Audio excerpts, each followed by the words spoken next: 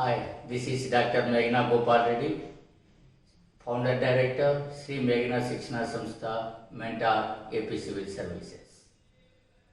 గడిచిన వీడియోలో అడ్వాన్స్ జీకేలో తమిళనాడు పార్ట్ 1, తమిళనాడు పార్ట్ 2ని మీరు వీక్షించారు. అద్భుతమైనటువంటి రెస్పాన్స్ని ప్రదర్శించారు. ఆ సిరీస్లో భాగంగా తర్వాత అంశంగా కరెంట్ అఫైర్స్లో భాగంగా పర్యావరణము సుస్థిరాభివృద్ధి 2020 అంటే జనవరి నుంచి జూలై వరకు ఉన్న తాజా పరిణామాలను ఈ వీడియోలో మనం చర్చించబోతున్నాం. సాధారణంగా ఎన్విరాన్మెంట్ సస్టైనబుల్ డెవలప్మెంట్లో అనేక మంది అనేక రకాలుగా మనకు సమాచారం ఇస్తూ ఉంటారు. కానీ పరీక్షల కోణంలో మనకి కరెంట్ అఫైర్స్ పైన ఈ ఇష్యూ నుంచి ఎక్కువగా దృష్టి పెడుతూ ఉంటారు. అలాంటి అంశాలు ఏ విధంగా ఉన్నాయో ఏ రకంగా మనం చెప్పబోతున్నామో let's watch. Environment performance index 2020. ఈ ఎన్విరాన్మెంట్ పెర్ఫార్మెన్స్ ఇండెక్స్ 2020 తిరిగిలేకి మారిస్తే పర్యావరణ సామర్థ్య సూచి. ఇందులో దీన్ని రూపొందించింది ఎవరు అంటారు. దీన్ని రూపొందించింది యేల్ యూనివర్సిటీ కొలంబియా యూనివర్సిటీ దీనిని రూపొందించడం జరిగినది. యేల్ మరియు కొలంబియా యూనివర్సిటీలు దీనిని రూపొందించాయి. ఇందులో మొదటి స్థానం ఏది అంటే my dear gentlemen Denmark. Score ఎంతంటే 82.5 పాయింట్లను డెన్మార్క్ స్కోర్ చేసింది. రెండవ స్థానం ఏదంటే లగ్జంబర్గ్. ఇది స్కోర్ ఎంతంటే 82.3 పాయింట్లను స్కోర్ చేసింది.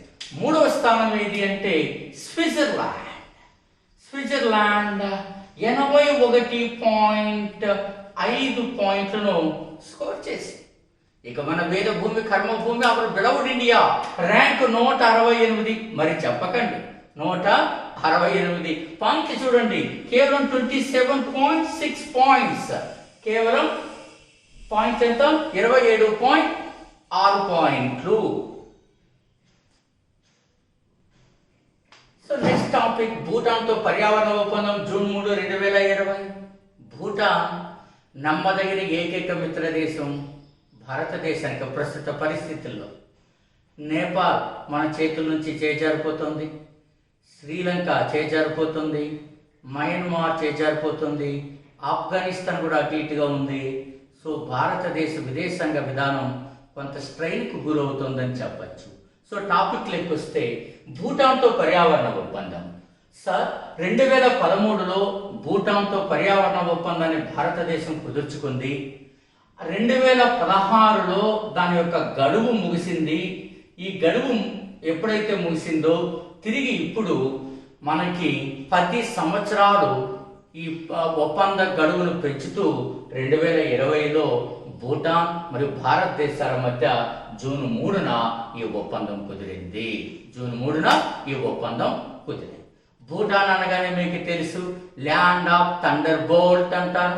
భూటాన్ తోటి భారతదేశము భూటాన్లు గతంలో సంయుక్తంగా ఆపరేషన్ ఆర్క్లియర్ ఉగ్రవాదులను ఏరివేశారు. ఆపరేషన్ ఆర్క్లియర్ పేరుతో. సో కాబట్టి మనకు భూటాన్తో మంచి మిత్ర సంబంధాలు ఉన్నాయి.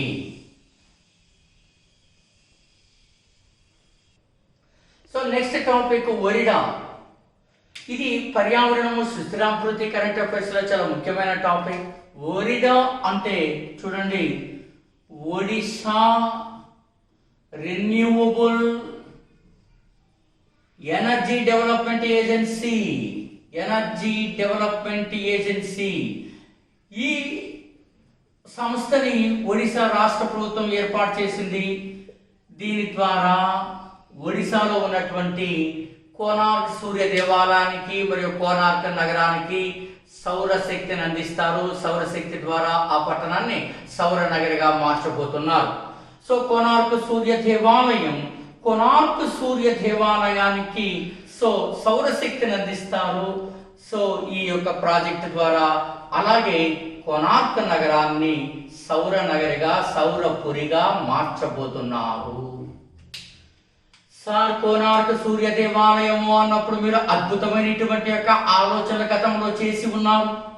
కోనార్క్ సూర్య దేవాలయం తూర్పు గాంగుల రాజ్యకాలంలో ఏర్పాటైన నిర్మించబడిన అతి గొప్ప ఆలయం.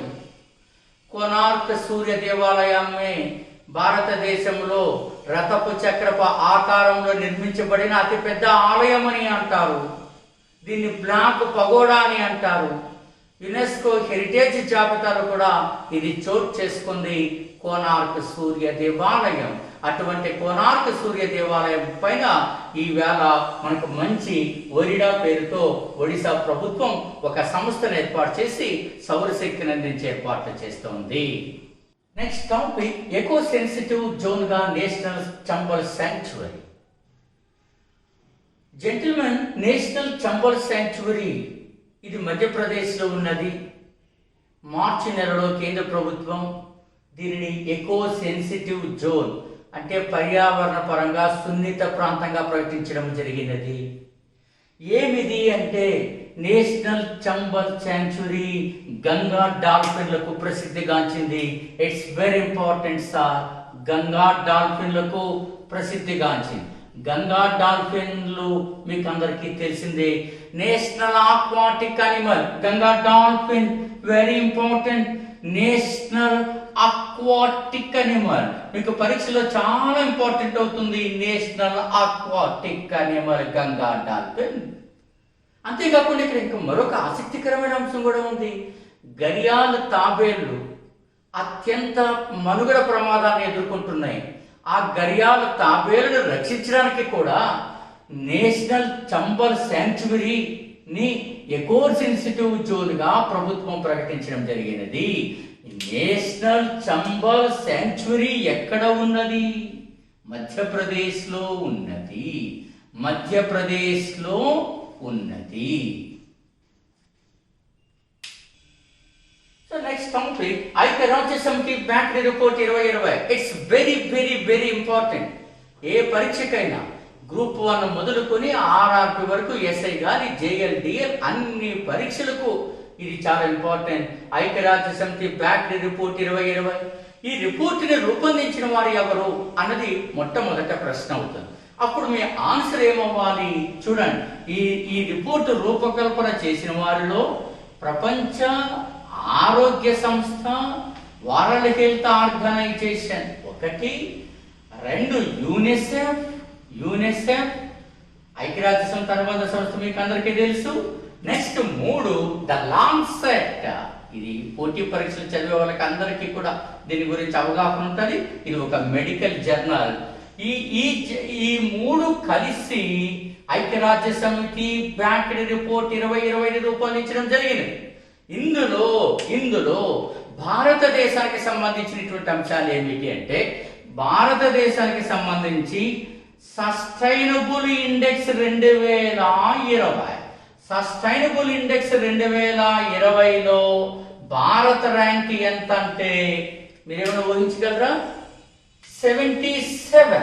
భారతదేశ ర్యాంకు 77. అండ్ ఫ్లోరిసింగ్ ఇండెక్స్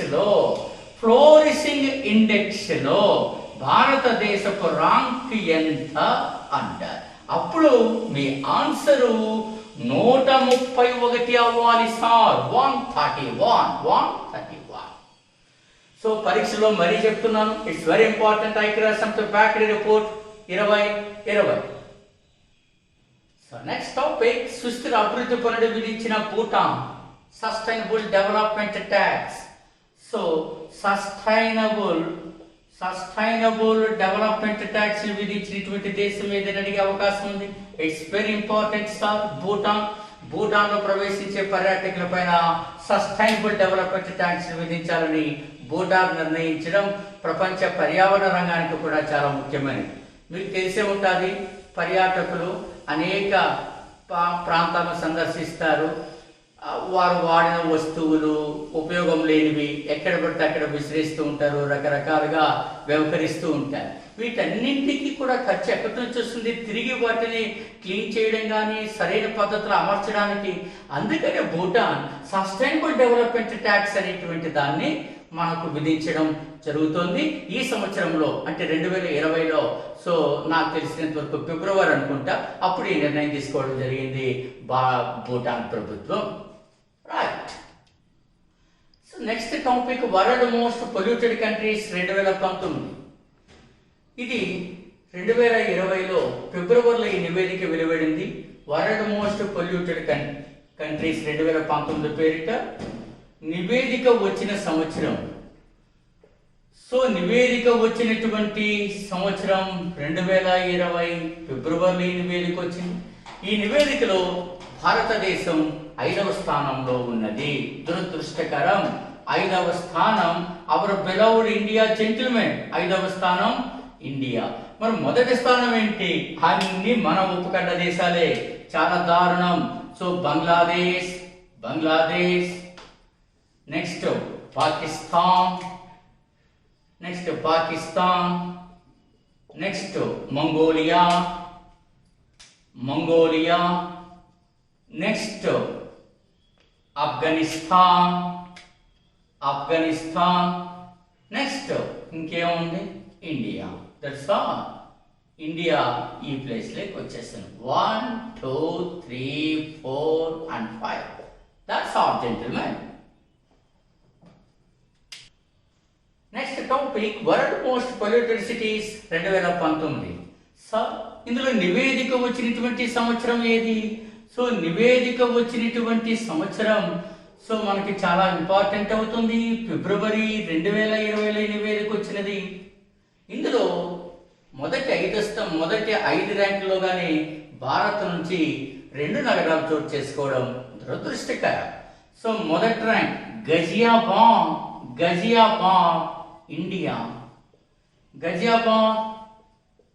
ఇండియా మొదటి ర్యాంక్లో ఉన్నది. మరి 2వ స్థానంలో ఉన్నది ఏది? Houghton China. 2వ స్థానంలో ఉన్నది హోటన్ చైనా. మరి 3వ స్థానంలో ఏమున్నది? 3వ స్థానంలో గుజరాన్వాలా పాకిస్తాన్. 4వ స్థానంలో ఏమున్నది అని అడుగుతాడు. 4వ స్థానంలో ఏమున్నది అంటే ఫైసలాబాద్ పాకిస్తాన్. మరి 5వ స్థానంలో ఢిల్లీ ఇండియా. సో సార్ మీరు గమనిస్తే ఇవి చాలా ఇంపార్టెంట్ గా కూడా మనం గమనిస్తాం. So world most polluted cities 2019లో మొదటి 5 స్థానాల లోపల సో 2 నగరాలు భారత్ నుంచి వచ్చాయి. ఆ 2 నగరాలను అడిగే అవకాశం ఉంది. ఇక మొదటి స్థానంలో ఉండే నగరం ఏదని అడిగేటువంటి అవకాశం ఉంది. సో నెక్స్ట్ టాపిక్ అత్యంత పరిశుభ్రమైన నగరం. ఎస్ మీకు అందరికీ తెలిసిన టాపిక్ ఇది. భారత ప్రభుత్వం నిర్వహించిన స్వచ్ఛ సర్వేక్షణ్ సర్వేలో 2020 మీరు ఆలోచన చేస్తే ఈ సర్వేలో ఇండోర్ మొదటి స్థానంలో నిలిచింది. ఇండోర్ మధ్యప్రదేశ్లో ఉన్నది. ఇండోర్కి 2 ప్రత్యేకతలు ఉన్నాయి సార్. ఇప్పటి వరకు స్వచ్ఛ సర్వేక్షణ్ సర్వేలో ఇండోర్ 4 సార్లు మొదటి స్థానంలో వచ్చినది. మరొక ఆసక్తికరమైన అంశం ఏమిటో తెలుసా? ఆసక్తికరమైనటువంటి అంశం వరుసగా 3 సార్లు మొదటి స్థానం వచ్చింది. That's all. దాన్ని హ్యాట్రిక్ అంటారు మీ క్రికెట్ పరిభాషలో. వరుసగా 3 సార్లు మొదటి స్థానంలో నిలిచింది. ఆ తర్వాత నెక్స్ట్ టాపిక్ చూడండి. సో వరుసగా 3 సార్లు వచ్చింది. ఈ టాపిక్ ముగిసిన తర్వాత నెక్స్ట్ ఒక ఆసక్తికరమైన అంశం ఉంది. No vehicle day. ఏ రాష్ట్రం ఇండియాలో అనుసరిస్తుంది no vehicle day? S R. So no vehicle day. So మీరు ఆలోచన చేయండి. నో వెహికల్ డేగా సో మనకి రాజస్థాన్ రాష్ట్రం అమలుపరుస్తాం. 2020 జనవరిలో సో రాజస్థాన్ రాష్ట్ర ప్రభుత్వం నిర్ణయం తీసుకుంది. ప్రతి నెల మొదటి రోజు నో వెహికల్ డేగా రాజస్థాన్ ప్రభుత్వం ప్రకటించడం జరిగినది. నెక్స్ట్, భారతదేశంలో ఈ వేస్ట్ క్లినిక్ ను ప్రారంభించినటువంటి రాష్ట్రం ఏది? ఈ వేస్ట్ అంటే ఎలక్ట్రానిక్ వేస్ట్. ప్రస్తుతం ప్రపంచం పర్యావరణ వ్యర్థాలలో ఈ వేస్ట్ కూడా ఒకటి. ఈ వేస్ట్ క్లినిక్ ను మధ్యప్రదేశ్ రాష్ట్రం ప్రారంభించింది. మధ్యప్రదేశ్ రాష్ట్రం ఈ వేస్ట్ క్లినిక్ ను ప్రారంభించినది. ఇది చాలా ఆసక్తికరం. ప్రతిరోజు ఈ వేస్ట్ ను కలెక్ట్ చేస్తారు డోర్ టు డోర్. సో దీన్ని ఆ రకంగా పర్యావరణానికి హాని జరగకుండా చూస్తారు.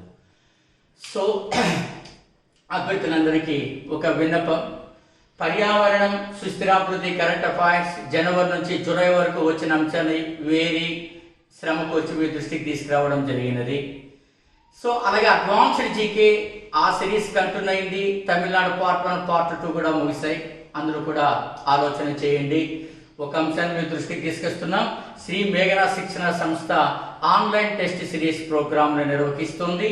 మొదటిది సచివాలయం వారికి, సో రెండవది గ్రూప్ 2 వారికి, మూడవది అందరికీ advanced GK and current affairs, నాలుగవది ఎస్ఐ, కానిస్టేబుల్, ఆర్ఆర్బి వరకు హిస్టరీ సబ్జెక్టు పైన మనకు నిర్వహించడం జరుగుతోంది. సో వీటిని గమనించండి. మీరు మా వీడియో ప్రారంభంలో చెప్పినట్టుగా ఆ నెంబర్లకి ఫోన్ చేయండి, వివరాలు తీసుకోండి, త్వరపడండి.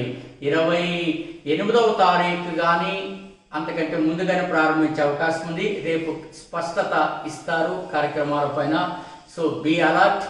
సో మీరు అతి తక్కువ ఫీజుతోటే శ్రీ మేఘనా శిక్షణ సంస్థతోటి మీరు స్టే అవ్వచ్చు, మంచి ఫలితాలను సాధించవచ్చు. ఈ వీడియోను చూసిన తర్వాత ఈ వీడియోలో ఉన్నటువంటి అంశాలను మరొకసారి మననం చేసుకోండి. మంచి విజయం సాధిస్తారని ఆశిస్తూ మీ డాక్టర్ మేఘనా గోపాల్ రెడ్డి.